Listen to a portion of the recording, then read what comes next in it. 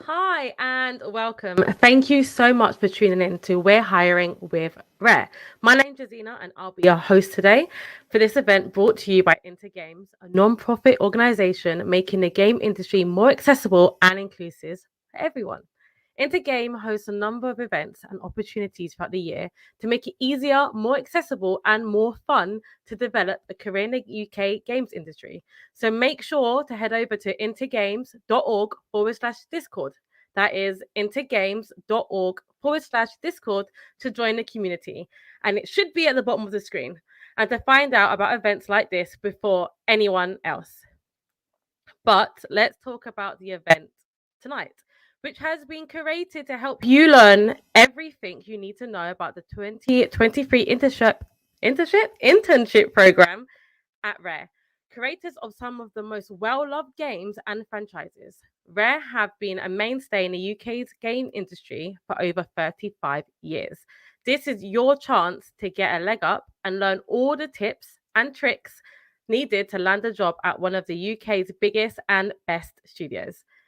Today, we will be hearing from some of the fantastic team members of Rare who have kindly offered to talk a little bit more about the organization, the jobs they do, and how you can best prepare yourself for an application to the Rare Internship program.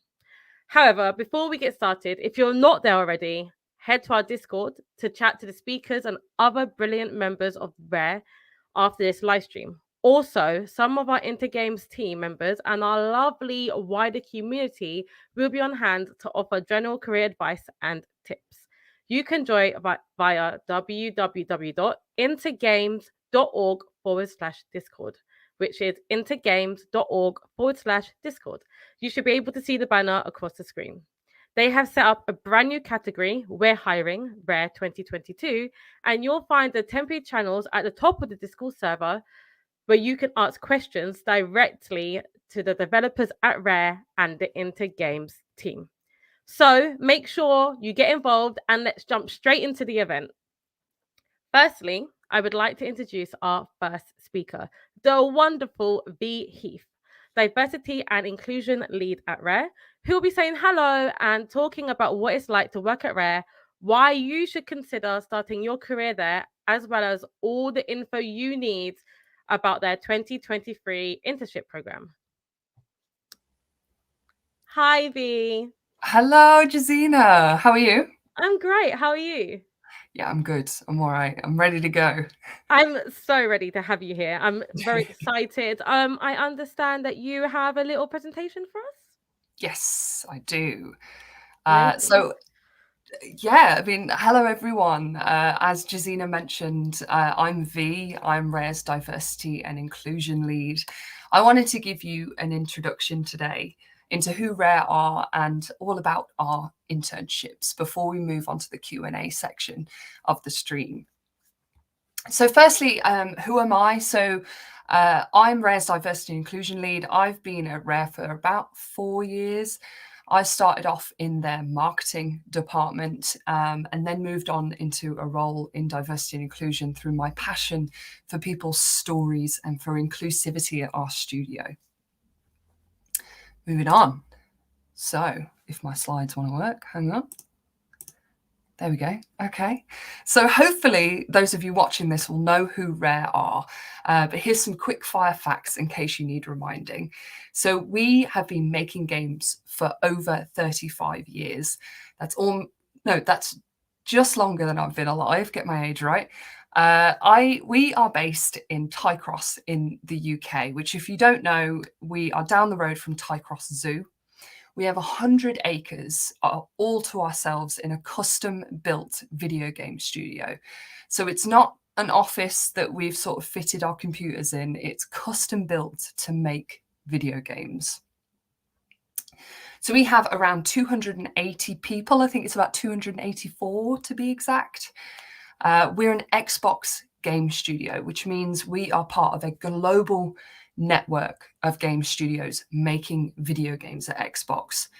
So we're alongside game studios such as 343, Mojang, Playground Games, to name a few. And we have a rich history of games titles. So whether you're a fan of Sea of Thieves, which is going into its 5th year now, or whether you're eagerly awaiting news of Everwild, or whether you're a classic Rare fan where you love Banjo-Kazooie or Conker's Bad Fur Day or GoldenEye, that's Rare. We've made some pretty great games in the past. So really going into who Rare are, I've included our values here. And the reason I include this is I know sometimes when you read values on a website, it can be a bit sort of corporate and, there's a bit blur. But this is really all about how we do things at Rare. So firstly, we're explorers, creators, and magic makers. And this is all about the games that we create. We want players to feel magic when they play our games. We like to do things differently, hence the phrase, making games that the world doesn't have. So we embrace opportunities to evolve. So at Rare, we're encouraged to have something called a growth mindset. So we don't like to put people in boxes. We like to encourage people to grow beyond their current skill set so that you're not just coming to Rare, just as you are and you stay like that. We want you to grow beyond that. And lastly, we care for each other and we thrive together. So something like mental health is a priority at Rare. We have free counselling sessions. We have spirit champions in the studio, which is all about colleagues that are trained in having difficult conversations about mental health. We have things like diversity and inclusion is placed at the very forefront of our culture. It's important to our leaders. Therefore, it's important to everyone at Rare. So I wanted to include some pictures here. So here's some snapshots of a recent event that we'd had at Rare over the summer. I mean, cast your minds all the way back to those unbearably hot days that we had. We actually had Phil Spencer come and visit us. And we all sat in the Tentorium, which is on your top right there. And we heard all about his vision for Xbox and the future of games, which was really, really exciting for us. But not just that, we managed to enjoy the weather. We had a barbecue, we had ice cream. We have dogs at Rare, so you can bring your dog into work. The dog there is Zeus. But yeah, I just thought I'd give you guys a snapshot into what Rare's culture is all about. But on to the topic at hand, which is the internship scheme. So here are some facts about the internship scheme for you. So it's a 1-year placement, and this isn't about getting you in and paying you peanuts and getting you making tea. This is a fully paid year position as a professional game developer. So you get first-hand experience in your chosen area of discipline, but also you get to, you're working with designers and writers and producers and directors. And, again, you're not just sort of put in a cupboard and making tea. You're an integral part of the team. And that's why I've included part of the ship, part of the crew. So you are absolutely essential to our team. We love it when we have interns come in because it brings new perspectives and energy into the studio, and we always absolutely love it when we get a new batch of interns. So this is open to students, graduates, and beyond, and I've put beyond there because actually we're quite flexible. I think as long as you're starting with 0 video game experience, and more it's about the skills that you developed or the skills that you've learned in university or your portfolio. So if you're thinking, well, I'm not a student and I didn't graduate, then that's okay. If you're passionate about making games, please do apply anyway. And yeah, lastly, our internships for 2023, we have 3 in engineering and 1 in tech art as well. So there's going to be some absolutely amazing advice from my colleagues today, but I wanted to include some general advice to take with you if your vision is to work at Rare one day. So firstly, be bold, and that goes along with our ethos at Rare. So really take this into your projects. Is there a project that you want to work on that actually feels a bit like is anyone going to get this? Is this serving maybe a part of the market that gaming isn't serving right now? Like, really think bold with the ideas that you're creating. I'll do anything as long as I can work in games. I can't tell you how many times I hear this, but I think the Into Games audience is pretty passionate about what they want to do in games, but absolutely, please do specialize within an area in games. If you're an artist, you know, what part of art do you want to go and do? If you're engineering, you know, is there a part of coding that you're really passionate about? So these next 2 points really go hand in hand. You want to keep an open mindset and don't stop learning. So you may think that once you've finished graduating, that actually you're okay, you've got your skill set now, you can go and work in a gaming studio. But actually, you just want to keep learning, keep building on what you've got. Use your skills that you learned in uni or you've learned in your spare time as a foundation for building on top of that. And what makes you you? So when it comes to something like your cover letter, you don't just want to tell us things that you want us to read.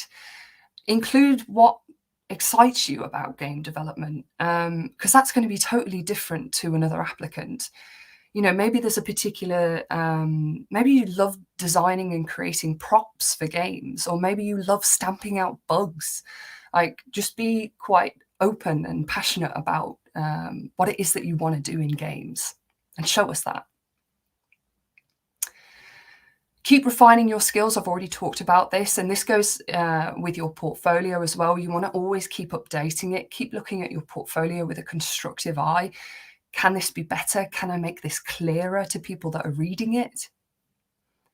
And lastly, try and try again. Competition is really fierce in the gaming industry, but you know, I know people that have applied for gaming jobs well beyond their 20s and they've not worked in games before, and they land that job in gaming and it's like a dream come true. So, you know, if you don't get there first, keep trying and don't be disheartened, and try again.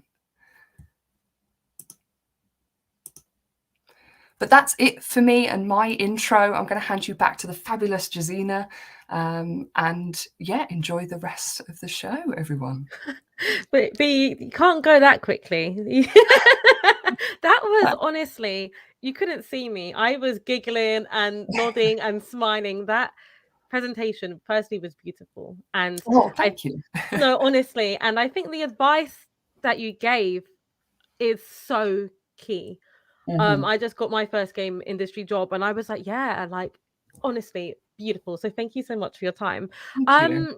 You seem obviously very passionate about what you do. I really like to ask you, what is your favorite thing about working at Rare?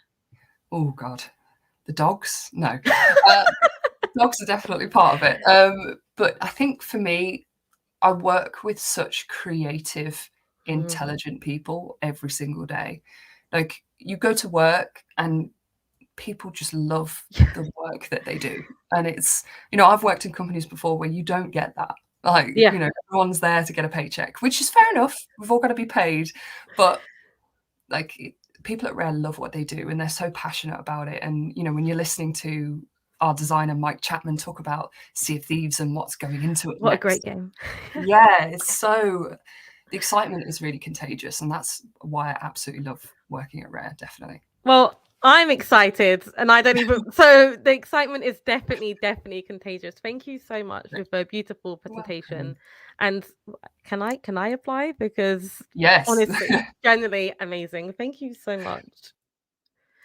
That was amazing. Can you see how happy I am? I'm like, B, thank you for getting this whole section started and getting me really excited about working in games, even though I already do.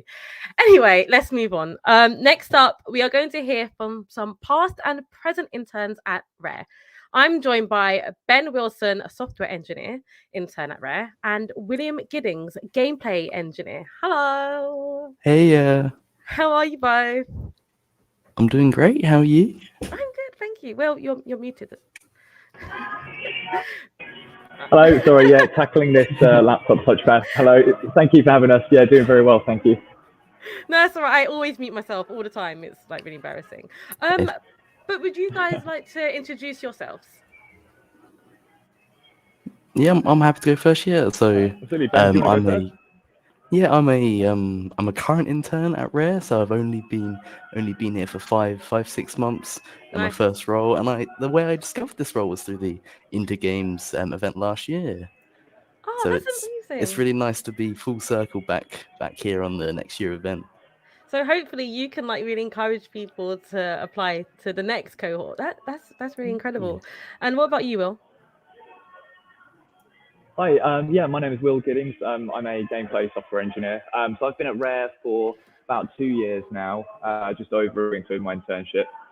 So I got into games back through making mods for video games back when it was kind of a hobby of mine. And then I thought, I kind of want to turn this into a career. So I started Yeah. kind of teach myself more, more challenging programming languages and got into the kind of, the weeds of making a full game. And it was a blur kind of after that, and I ended up here. So I came in as an intern in 2019 at Rare, and I've been programming skeletons and such ever since. So very fortunate. I love like your journeys are both very different. Like Ben was an intern, well, is an intern, and Will, you started modding on games. Like that's great. I play a lot of games with a lot of mods, and so thank you so much for your hard work. But if everyone's like me, I still get very confused by like the job roles. So Ben and Winnie, and maybe Ben, if you want to go first, can you like really describe what your job role is and what you do? Yeah, so I'm part of the infrastructure team. So I'm sort of focusing on our bespoke tools and trying to improve them and make them a lot nicer for people to experience. I would kind of go speak to other developers, say like, hey, what's the current issue which is annoying you? Is there anything which could ease your process? That's nice. And then from this discussion, we can see if, oh, hey, if this feature was implemented, they would be able to do more of the fun stuff of their work and not have to sit there wait for like a slow loading times. And I've also worked with the like sort of releasing the game and sort of keeping build farms up and going. So all sort of behind the scenes stuff of maintaining, getting the game out to players and getting them enjoying the services. That's so cool. Like when I play games myself, I'm always thinking now, I wonder who done this. I wonder how, these games are so smooth. And Will, can you talk a bit more about your role as well? Yeah, of course. Thank you. I'm a gameplay software engineer. So I work on sort of the content updates and various other bits of gameplay for the game. So generally, I like to characterize this if it's something you can hold or interact with in a game, and that's kind of the sort of stuff that our team works on. So Wow. I'm part of a team of other engineers that work. Our team's called the Build Rats. So we've worked on season 8 recently, and season 5 beforehand.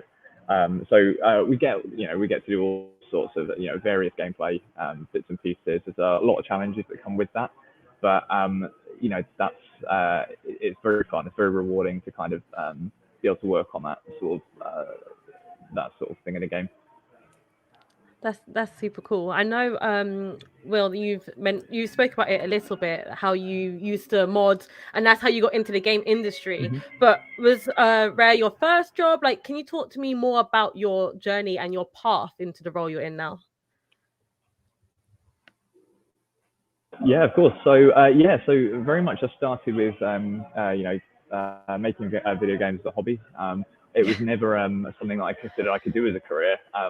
I was kind of very much sciences, geography, and I think I even took drama at one point in my studies. So gaming and making video games is definitely a hobby from the beginning. But as I began to invest more time into it, I thought I can really I could really go further with this. So I started to teach myself a bit more about how computers work and things like that, and other programming languages, and eventually the Unity engine.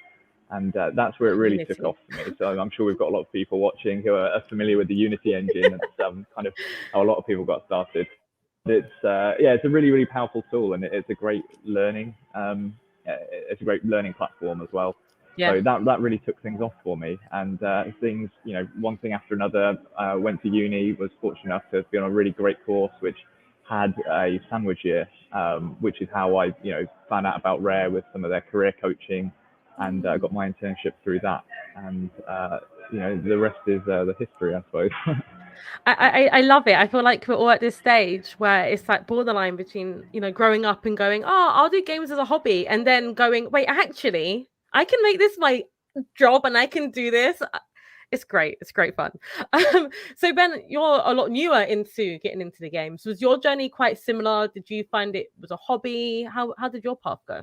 Yeah, so mine sort of started out from a YouTube video. Actually, it was I didn't believe it wasn't like a job. So, and then I stumbled across a YouTube video, realized it was a career you can take, and from there I studied game development in college, and I chose not to go to university, and I just worked 2.5 years in retail, and then during that time I was just modding in my spare time, making little software, making tools to help people out, and then from there I sort of just talked about all the stuff I did in those 2.5 years about at the interview, and just explained how much I loved doing it. That is, it's so wholesome. Like what I'm getting from both of you is that you love to play games, you love gaming, and now you're just, doing it as a job. And I can see how happy you both are. And it's making me smile. So I can tell how passionate you both are. And Ben, what do you most love about your job at the moment? I think it's the ability to sort of learn Yeah. and give like such an impact on real tasks. So Yeah.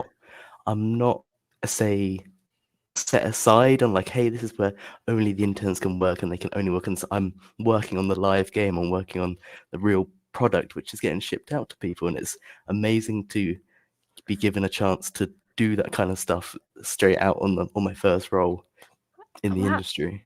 That's amazing. You just come out as like you said, as an intern, and now you're working on games, and it's like what V said, you're not gonna go on and make teas and coffees. I'm sure you've made a few, but that that isn't your job. I mean, I make teas and coffees all the time. It's probably my job. Will, what do you love most about your job? So yeah, some really great points from Ben there.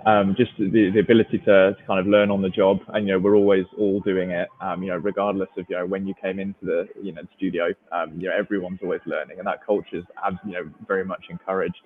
But I think my favorite thing with my role specifically is the player impact. The player communication that we have. Our workflow of designing a feature, making an early version of it, and releasing it to our insiders, who are like our closed beta testers, and then being able to have pretty much one-to-one communication with them over the forums about how we can improve something, feedback, bug reports sometimes, and that kind of constant player feedback and player interaction is really, really special to me. I'd say that's probably my favorite thing about the role. This is all just so very wholesome. I'm just like listening and going, how do I work at Rare? Half joking, because my current job, they might fight me. But honestly, it's great. So I'm gonna go back to Ben again with this question. I think you're still new into the role. What advice would you give? Maybe people looking to do internships, or going into the profession as a whole. I think I say especially for Rare, it's more of the self-drive, that whole you really want to go and experience, even though you might have not fully done this, or you might not fully know the outcome of it. Yes. Going to reach that goal and being considerate and thinking about others and thinking about everyone else when achieving that, and helping each other get to that goal in the end, which I would definitely say is important, especially when showing yourself and presenting yourself. I really like that. I like that, your advice is actually to be nice, be yourself, show you're passionate, and help you. And that's really good. And I think sometimes when you ask advice, it's quite technical, and that's really good, don't get me wrong, but actually be a nice person, be genuine and enthusiastic. I really like that. And Will, obviously you've had a lot more experience in this industry at this time. do you want to add on to what advice that Ben has just given? Yeah, I think Ben's right on the money there. Yeah, I think being nice. I think that extends as well to the studio goals of inclusivity, of just be inclusive and be there for people. Reach out if you see someone struggling, or if you just see that there's an opportunity to point someone on the right path. Um, you know, Absolutely respectfully take it. So just be a good person, be inclusive, and I think don't be afraid to put yourself out there as well as probably like a big kind of overarching piece of advice. I think it's very general, and I know it's not very specific or helpful in a lot of cases. But No, it is. Sure. very much be proud of everything you've done so far, and for making it here. You've all made it here and are all watching a stream. About how to get into the industry, and that's a huge step to to putting yourself out there and working towards getting here. So that's I know it's a very corporate sounding and not a particularly helpful specific piece of advice, but I honestly think that you're saying it's not specific, but I think it actually is. I guess the first hurdle is actually do it. You're here, make that next step, put yourself out there, because if you don't put yourself out there, you're not going to be anywhere. Okay, so let's nail it down. I know I can just imagine everyone at home going, okay, so what about skills? What skills, Will, would you say are really key for your profession, for your job? Is there anything that people can be doing at home to improve? So I think there's a few things. I think obviously it goes without saying to have some technical skills. Those are always things that you can work on with. If you're going into like a coding profession, then practice code. Make games, just get some experience building something. And exactly the same with art or any other role. But I think for more more of the nuanced skills, like the softer skills, having a growth mindset is really important. I think it's been mentioned a few times now on the stream, but that is it's something you'll hear a lot, and it's a really, really fundamental concept in in Microsoft, Xbox, and Rare. But it's basically just being able to be retrospective of your own ability, and find areas where you can constantly improve. So just a simple exercise is if you made something on your portfolio, for instance, just take a minute, take an extra paragraph, or just take a minute mentally and just like reflect on what you've built. What could you do differently? What are the shortcomings? Was there any problems that I ran into that I could have avoided from doing something else? But basically, just always asking yourself kind of retrospective questions about the work you've done, and that'll always kind of set you on the path for growing more, and that's a really, really important skill, and it's something you'll hear a lot of advice about, I think, in regards to this growth mindset throughout the stream. No, I love that, and I think that's really, really, really good advice.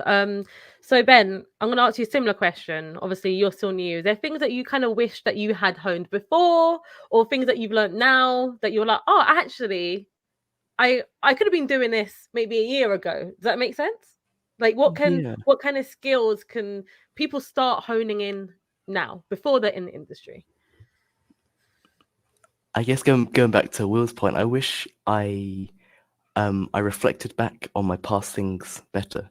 So I wish I would look at a project on my portfolio and go, how could I do this better, and act on it. So come back to myself, say, after writing this feedback, say, did I do this? Did I achieve it? And actually check in on myself of, have I done this, and have I stuck to my word? Have I proven that I can keep on trying and keep on progressing on, and not fall for the same mistakes each time? I'm literally, I don't do programming. I don't do like anything tech or software engineering, but I'm literally taking all your advice. And I think the advice you guys are giving is very good as, any role that you'd want to go into. And I'm literally going to be watching down this YouTube and okay. Yes. Okay.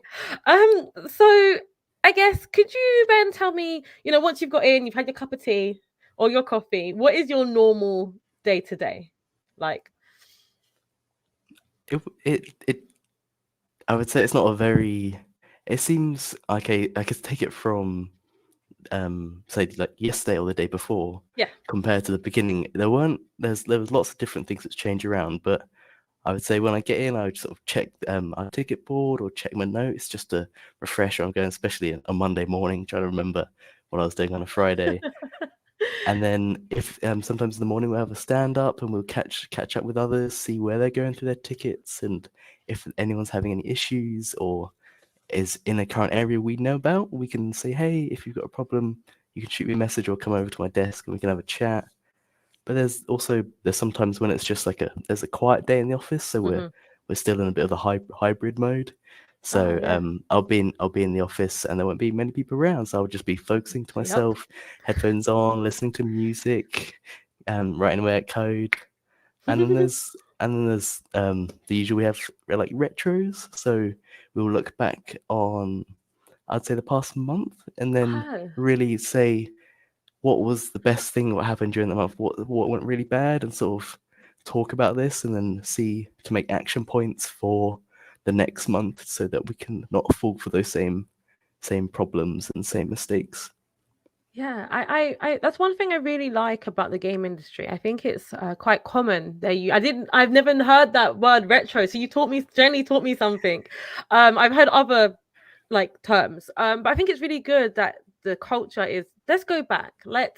What can we make better? And I really like that. Thank you for bringing that up. And Will, your role's slightly different.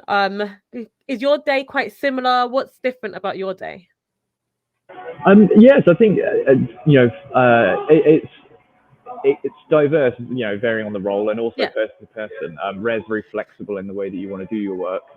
For instance, I'm a remote worker. I work pretty much entirely out of office, and I work from home. So my day structure is likely going to be very different, to Ben's and to V's and anyone else in the studio.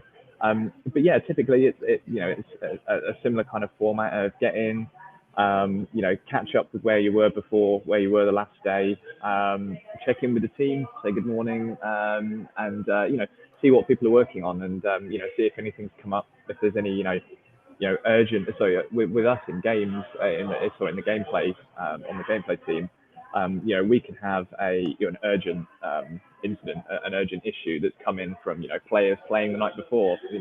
Some server crash has happened that we need to dive through and investigate, or players have found some exploit that we need to jump on and try and find a fix for. So it can be very dynamic, but generally the same formula follows. It's get in, catch up with where you were before,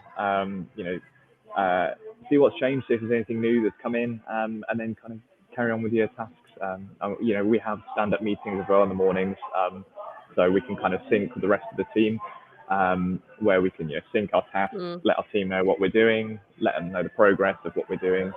And as well, this is a really good opportunity to reach out for help as well. If you're updating your team on a task that you're working on, if you need someone else on the team's help with something, or you could do with just someone to go over a little bit of code you've written, that's a great place to just flag it to them and let them know that you could use a hand. But yeah, generally that it's a similar kind of format to Ben's day. I have this image in my head, right? And because I know that Rare done Sea of Thieves, right? I have this whole like stream. I've had like a pictures of pirates, and I can just imagine you guys like on your like little team boats and finding a problem and then sailing over to that problem and then finding a problem somewhere else and sailing over there and then meeting up with your team. And for some reason, this is the image I have of your day to day. Is of you guys on the boat sailing to this problem. It often feels like that. Yeah. And also a few more krakens and a few more sharks kind of along the way, but in terms of bugs and things that come through. But yes, it's the teams are very structured very thematically, and there's a lot of pirate related puns and jokes throughout the day, so it certainly feels like a pirate team. Yeah, I love that. I'm gonna stick with you, Will, because you've been in the industry a little bit longer. I just wanted to ask you, Have you seen a change in the game industry in the years that you've been involved? So that's a really good question. Thank So you. I can't say that I've seen a huge amount of change. I've not been in the games industry for particularly long, probably around 3 years or so. So I don't particularly count the years that I kind of worked on games in kind of indie and just sort of from my bedroom. But I think there has been one change, actually, a positive change that I'll mention, is how big accessibility has been brought Yes. into game design and kind of the general studio approach and the games industry approach to accessibility, and how it's something that's talked about much more now. A way that you can kind of tell this straight away is many games now, the first thing you see when you boot them up for the first time, straight away the first thing you'll see is an accessibility setting screen before you've gone through any of the menus or any of the splash screens or anything like that. And that's it's a very welcome a very welcome change to the industry. And there's a lot that Rare are doing, and there's a lot that other studios are doing as well to improve this even more by rather than tacking accessibility on as a here's some settings you can add to make our already pre-designed experience more accessible for you. As instead, it's more how do we make these, how do we design a game where accessibility is actually baked into its core design. So that's a shift we're actually, we're seeing, and I'm glad that Rare are also, really spearheading this as well. Yes, particularly with Sea of Thieves. So that's a really positive change that I've seen in the industry, at least in the last, in the last 5 years or so, I'd say. Yeah. You know what? I honestly didn't expect that answer. And you're right, completely. I'm thinking about the games that I've played in Sea of Thieves, and you're like, oh wow, if I'm a new gamer, if I've been gaming for years, or if I have certain things that don't allow me to play maybe your traditional games, they're all in there. And yeah, that's a really positive shift. Ben, I'm gonna ask you a quick question. And I think this is quite important for people at home. So what at the moment have you felt is more valuable in your career? Has it been your education or your experience? So I would say definitely the experience for me. So I only studied games development, and it was a generalized game development. So most of what I've learned is through practical experience, through doing, and through keep on trying, keep on going, and seeing where I can improve from there. So for me personally, and especially when I look back at my portfolio, if someone someone's wanting some portfolio feedback, I think definitely being proactive and trying to do things which you might have not done yourself, and then retrying and trying again is a greater value to myself than saying reading and learning coding challenges and problems and stuff like that. I really like that answer. I think that will like rest people's minds at ease. Sometimes you try to get in the game industry, you just finished uni, and you're like, actually, do I know enough? And actually, you do, because you're gonna learn on the roll, and hopefully in a lovely studio like Rare, where just look how wholesome everyone is. It's great. But Ben, Will, thank you both for your time. You have been amazing, and I've smiled this whole way. Thanks for having us. Thank you so much. It's been a blast. Okay. I'm glad you had fun. I'm here giggling away. But you can find Ben and Will on the Intergames Discord. They will be there. You can ask them any questions I didn't ask them, anything that's popped into your head. You can pop into the Discord, ask them any questions that you may have. Make sure you join using the link at the bottom of the screen right now. Yeah, so next up, and finally, how has it been this time already? How have we it's gone really quickly. But we're going to speak to some more senior staff members from the engineering and art departments about the internships currently available at Rare.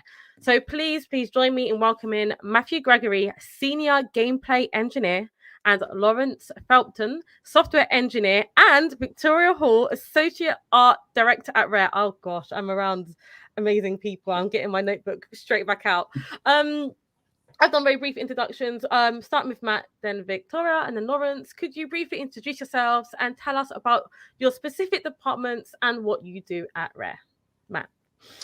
Hi, I'm Matthew Gregory. I'm a senior gameplay engineer on Sea of Thieves. So kind of what I do, I'm mostly involved in the monthly adventures that we put out, and also doing a lot of the technical work for handling our animations as well, and generally bug fixing and basically anything that gets thrown my way. Those pesky bugs. Amazing, thank you. Victoria? Hello. So when I first started out, I was a generalist artist, but when I joined Rare, I transitioned into concept art. That's where my journey sort of began in my career. And then eventually I sort of went through to principal concept artist, where I've worked on Sea of Thieves and Everwild, designing both characters and environments and props, you name it, everything. And then recently I've taken on the role of an associate art director at Rare. And Amazing. my role is basically taking care of the art team at Rare. Yeah, I do love an art department. They're some of my, no offense, some of my favorite teams. We're fun, yeah. But yeah, very, very fun. And I'm always like trying to do stuff, and I'm like, "Hi, art team, can I get your advice?" Yeah. And Lawrence, hello. Hello, I'm Lawrence. I'm also a software engineer at Rare, but I don't do gameplay like Matt does. I work on the infrastructure team, which is where Ben joined us recently. So yeah, I've been very fortunate to have him on board. So yeah, he explained it very well what we do, but yeah, we look after the tooling. We look after a lot of the infrastructure for the game and stuff on site as well, continuous integration systems, Azure, cloud engineering. So if any of that interests you, then we have a role open for the infrastructure intern that might interest you. I love it. Thank you. So I guess the question that everyone wants to know is the paid internships. You know, how do they work? I'm not quite sure who'd be best to answer. So whoever wants to take the floor, go ahead. I can answer. So how do they work? Basically, we will, if you're successful, I can only speak about the gameplay side here, but if you're successful, you'll start with basically a 2-week onboarding, and we'll just generally go through some basic stuff to do with kind of like basic problem solving in C++, kind of getting used to our coding standards, then get you used to working with Unreal, because not everyone comes through having used Unreal. Myself, I'd never used Unreal before I started at Rare. And then after that little bit, then there's a bit more Sea of Thieves specific onboarding, and then we generally have to get you to learn the actual engine itself by getting you to fix some bugs for a while, and then you're assigned a feature and you are writing production code. Wow, it's just like, you know, we're gonna give you a little taste, and then you're part of the team. Crack on. Yep. Victoria, obviously you're from the art department. How does it change? How does it differ? Yeah, it's quite similar in that we do have an onboarding process that all interns go through, but it is very similar in that you will be given kind of like work that can help you sort of bed your feet in, get familiar with the style of the project that you're working on, until eventually you are working on tasks and roles that are going to be in the actual project. So it's quite exciting, actually. Yeah, I love that. Oh, gosh, I'm just so excited. I can't do an internship because, you know, I'm already here, but I'm just like, I wish I had known about this, you know, earlier on. You know, got my foot in the door a lot many years ago. Lawrence, is there anything that you would like to add about, you know, the paid internship? No, it's covered pretty well. Our team sort of operates the same way. You're on board for a little while, and then very quickly we'll be getting you writing production code. So you'll be breaking and making things. I love that. I love that you literally just get people stuck in. You know, you're gonna learn on the job, and it's what the guys are saying earlier. Get stuck in and learn. So, Victoria, do you have any? What roles do you have in the art department at the moment? So at the moment we have one, and that's the technical artist. I can see in the sort of Discord that there's quite a lot of interest in other art roles, but unfortunately for next year we just have one. But that's not stopping people from sending speculative applications. Yeah, tech art. I've just learned is a thing, to be honest with you, and it seems so exciting. I know that it's quite a niche role. Do you want to touch on what tech art is a bit more, if you don't mind, Victoria? So I think like the reason why it's a niche role is it is inherently a creative role, but also you do need the technical part of it.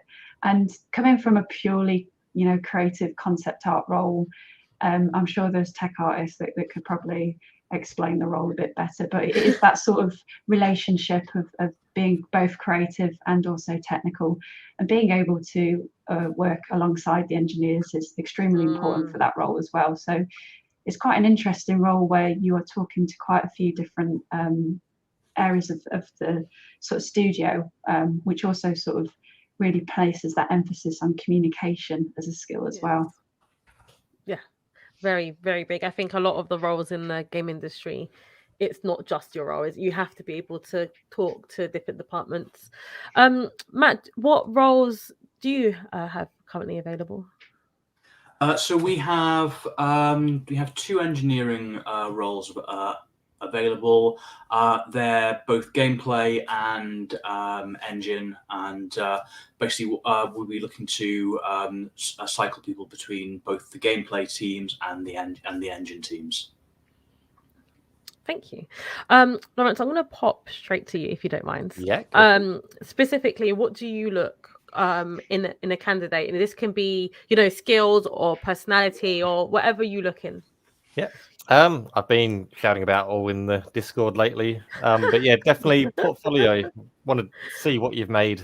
And if you're making a game or something, it'd be great if we can get in there and play it in the browser maybe, or make it easy to get to. Otherwise, screenshots and videos, fine.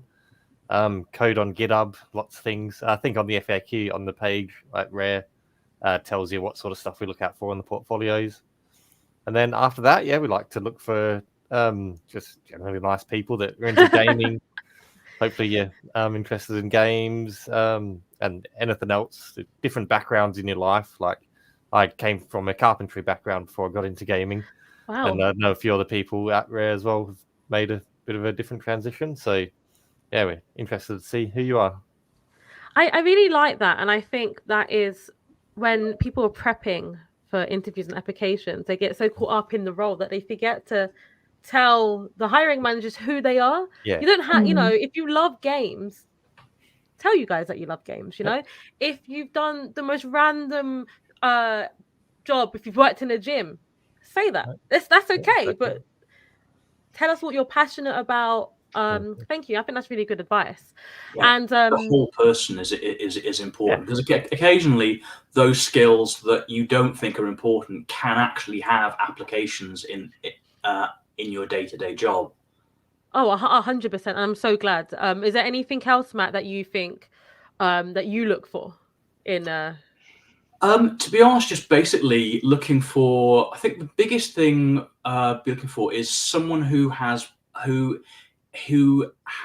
passion and a willingness to learn. That is the willingness to learn, probably the biggest thing, and that you actually want to be at Rare, basically. Yes. That's probably the two biggest things. I mean, we're not going to go specifically looking for someone who can provide us like their minor tech demo is like I wrote Quake in assembler or something along those lines. There's not like a specific minimum for threshold, as it were.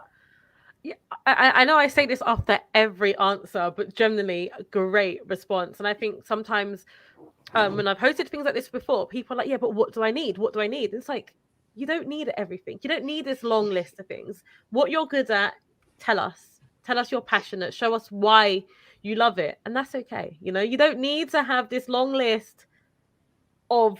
We don't have a checklist of things to pick off. And it's like somebody in Discord earlier asked, what's the perfect portfolio? And there is no perfect one. There isn't. It shows who you are and what you've made. The only one that's perfect is the one that shows you off. Yep. Honestly, I'm just like, I love this. It's so good. Victoria, I think Matt and Lawrence, they really gave the perfect what they look for. Is there anything you'd like to add on that?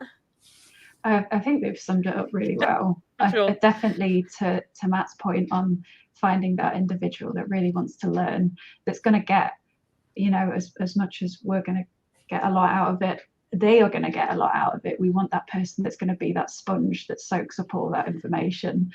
And maybe just to add on to it, someone as well who we can see fit well in a team environment, because especially if coming out of uni or people that are kind of studying on their own, not really sure how they can work within the team environment. So getting a sense through, especially like in the interview stage, whether they would be a good fit. Yeah, I think culture is such a big thing, and especially in the game industry, especially when you have to work with not just your team, like the broader team. Having a good culture fit is very, very, very important. I guess we've kind of spoke about this in what you look for a candidate, but maybe top tips for nailing your application. What things should you include I know we've spoken about being a person, I guess, but is there anything else? For example, I guess, Victoria, you would go, well, actually, can you draw? Like, Yeah, can you draw first? Yeah, like, what are the top tips in nailing an application, or even, once you get to interview stage? Should we start with you, Victoria? So when it comes to an art portfolio in particular, there needs to be the demonstration of, like, can you draw? Can you model? Can you sculpt? Can you design audio? Like, there has to be the sort of a level of that where we can assess, we can work with this person, they can get a lot out of it, they're not going to feel too overwhelmed if they join us. There's also the part of it that demonstrates especially with concept art and 3D art and character art, is design work as well. So demonstrating that ability to be creative. Rare wants to make the games that aren't out there. There's creativity that's involved in that we really look for in those portfolios. So that would be one thing that I really do look at when it comes to looking at portfolios. Just a question that's just popped into my head. Do you think a good thing to have on your, like, specifically art portfolio is a demonstration of different art styles? Because I guess, like, Sea of Thieves is a very specific art style. Is that something that you would suggest, maybe having, I can do this art style and then this art style? So I did a bit of I guess it's a cheeky thing. When I first applied to Rare, I had different portfolios depending on where I was applying for, because there is something quite nice in having a portfolio that looks cohesive, whether it be like stylized artwork, and then you have a portfolio for more of the film industry. That there's different ways that you could kind of take it, but that's not necessarily to say that you should only be drawing Sea of Thieves work. It is good to see a bit more of a demonstration of different kind of art styles within it. But yeah, that's what I did when I first kind of got my job at Rare. So it's about branding yourself, isn't it? Like, I want to apply for Rare. How can I make this portfolio for Rare? Right? Yes, exactly. Lawrence, is there anything else you'd like to add on the top? Not too much. That was pretty good. I didn't think about creating specific portfolios like Victoria said, but I would say the same thing for cover letters. Definitely address it to Rare and write why you want to be at Rare. We don't want to just see a generic "Dear Sir" or "Madam" or the wrong company. Yes, I was going to say sometimes we get "Dear Ubisoft" or something like that. So, yeah, along with tailoring your profile, like definitely with the cover letter as well. Yep. And you know what? And I know, like, you hear this a lot. It's like, yeah, make sure you write, like, have a cover letter specific for every company. But 100%, I've applied for so many jobs and was like, why am I not getting any? And then I actually thought about the cover letter that I'd done, and that was the job that got me into the game industry. And I was like, this is why. I'm not going to put you under pressure, Matt, because I feel like Lawrence and Victoria really gave that great, like, answers. So I'm going to ask you a different question, if you don't mind. Okay, this sounds worrying. No, I'm making it a lot more dramatic than what it seemed like, but that is me, a bit dramatic. So what drew you to the field you're in? To be honest, I'm gonna give my rough age away now. I'm gonna carbon date myself now. So I always wanted to work in computer games. Basically, ever since a friend of my mum's went over to their place, and their eldest had an Atari 2600. Yes, I am that old, unfortunately. Wow. And basically, yeah, playing all the variations of like Pong and a few other bits and pieces on it. And yeah, that's all I wanted to do. So basically begged my mother for ages to get me a Commodore 64, and then got started programming that. I'd never guessed. I would have said maybe like PS2, you know. That's very nice, yeah. Lawrence, I'm going to ask you Yeah. another different question. Yeah, go for it. So how I asked this question earlier, and I think it'd be very good to ask the same question to, Yeah. you know, more senior people. How has the industry changed since you started? I think for me working in infrastructure, it's gone a lot more towards cloud engineering and doing more things in Azure. So when I first started Rare, it was just over 5 years ago now, we had a lot more servers and things on site that was running our internal infrastructure and things like that. And yeah, we're slowly moving into the cloud, doing like that thing that everyone else is doing. But gaming in general, yes. Yeah, you see a lot more games as a service, which Sea of Thieves almost pioneered. See a lot more games out there doing that sort of style of development. So yeah, to see, I suppose that keys into the infrastructure going into the cloud as well. Is you, see a lot more services and games going up that way. Yeah, I think you like didn't mean to. I think you gave a very good maybe skill or tip. You know, if you don't understand how the cloud works, and you know, learn about that, because actually that is where the industry is going. Yeah, thank you. And Victoria, what is the culture like at Rare?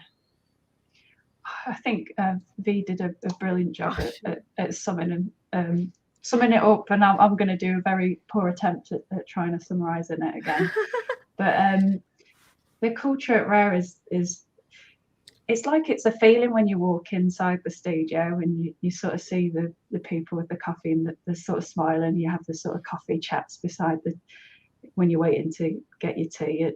It's such an inclusive, creative environment that is designed to just make you thrive in your job. You know, the studio itself is just such a magical place that shouldn't exist. It's in the middle of Twycross and you're surrounded by green fields. It's amazing. So yeah, that is my poor attempt at summing up what it's like. No. I deliberately asked because B did that presentation was mind blowing. I came out like really ready to speak to you all. But sometimes it is nice to hear, you know, culture from someone else. You know, B might have like exaggerated, but obviously she hasn't. No, she hasn't. Like it's so nice to hear. It's that feeling when you walk in the door. You know, and yeah. I don't know if I've worked in a few industries. I don't know if you kind of get that in many other industries. But yeah, Matt, Lawrence, Victoria, thank you so much for your time. I think you've given some very valuable advice. And I've loved having you here. Thank you. No worries, thank you. Thank you. Cheers. A big thank you to all our speakers today. I have generally thoroughly enjoyed it. I think I've learned a lot, even being in the industry already, that can definitely help me on my career and my career path. So I'm hoping that everyone at home watching managed to take something away. But unfortunately, and I'm quite sad about this, that is all we have time for this evening. A huge thank you to everyone watching. I hope you enjoyed it. If you did like this event, make sure you follow us on Twitter, which is at Into Games HQ. That is INTOGAMES HQ for all game career related news, advice, and opportunities. If you're not there already, make sure you head over into the Intergames Discord for the after party. You can chat to everyone that was here today, all our speakers and other brilliant team members of Rare, and ask them any further questions that you may have that I might have not covered today. Also, some of our Intergames team members and the lovely wider community will be on hand to offer general career advice. So if you're looking to get into the game industry and maybe not into internship, maybe the job roles that you were interested in didn't get covered today, the Discord is a great place to get more information, I guess. And you can join via www.intergames.org/Discord. Again, it's at the bottom of the screen. So we hope to see you there. If you're watching post-event, the Discord is always open. You can always ask questions about games and the games industry and how to get into it. So yeah, thank you again, and I hope to see you soon.